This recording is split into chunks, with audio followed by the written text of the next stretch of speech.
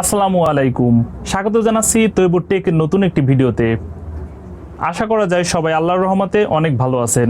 আজকে যে বিষয়টি নিয়ে আলোচনা করব সেটি হচ্ছে, আপনার কাছে যদি এমএস অফিস না থাকে সেক্ষেত্রে আপনার প্রয়োজনীয় যে টেক্সট অথবা যে কোনো লিঙ্ক, যে কোনো ডকুমেন্ট যদি আপনার রাখতে হয় সেক্ষেত্রে আপনি কিভাবে রাখবেন। আপনাদের কাছে যদি এমএস অফিস না থাকে সেক্ষেত্রে আপনাদের তথ্যকে সংরক্ষণ করার জন্য আপনারা ইউজ করতে পারেন নোটপ্যাড।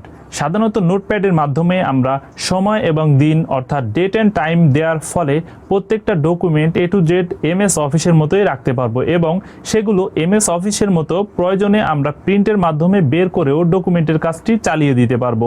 এবং এটিতে বিভিন্ন রকমের ফিচার আছে, যে ফিচারের মাধ্যমে আপনার যে কোনো ডাটা, যে কোনো লিঙ্ক অথবা যে কোনো ডকুমেন্টকে আপনার সুন্দরভাবে রাখতে পারবেন, যে কোনো ডকুমেন্টেশন এবং প্রেজেন্টেশনের ক্ষেত্রে ইউজ করতে পারবেন। তাহলে চলুন দেখে আসি আজকের এই ভিডিওটি যদি ভালো লাগে তাহলে একটি লাইক দিবেন, কমেন্ট করে জানাতে পারেন আপনার মূল্যবান মতামত অথবা নেক্সটে আপনারা কোন ধরনের ভিডিও টিউটোরিয়াল চান। চ্যানেলটিকে সাবস্ক্রাইব করবেন ও পাশে থাকা বেল আইকনটিকে অন করে দিবেন পরবর্তী ভিডিওর নোটিফিকেশন পাওয়ার জন্য। Welcome to computer screen. এখন আমি আপনাদের দেখাবো এমএস অফিসের কাজটি কিভাবে আপনারা নোটপ্যাডের মাধ্যমে করতে পারবেন।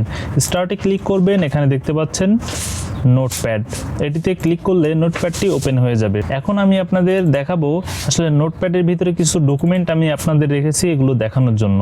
তো এখান থেকে দেখতে পাচ্ছেন আমার ভিডিও ডিসক্রিপশনে যেগুলো দেওয়া রয়েছে সেগুলো এখানে দেওয়া আছে এবং নিচে দেখতে পাচ্ছেন লিঙ্ক। এই লিঙ্কের কাজটিও কিন্তু আপনারা এমএস অফিসের মাধ্যমে করতে পারবেন। উপরে দেখতে পাচ্ছেন ডেটটি দেওয়ার জন্য এডিট থেকে টাইম অ্যান্ড ডেটে ক্লিক করলে আপনার কাজটি হয়ে যাবে এবং এখান থেকে আপনারা এই পেজটিকে যদি প্রিন্ট করতে চান সেটাও করতে পারবেন। সেই ক্ষেত্রে ফাইল থেকে দেখতে পাচ্ছেন প্রিন্ট অথবা কন্ট্রোল পি প্রেস করলে কিন্তু আপনার প্রিন্টের অপশনটি আপনারা পেয়ে যাবেন। এভাবে আপনারা প্রিন্টের কাজটি কিন্তু করে নিতে পারবেন।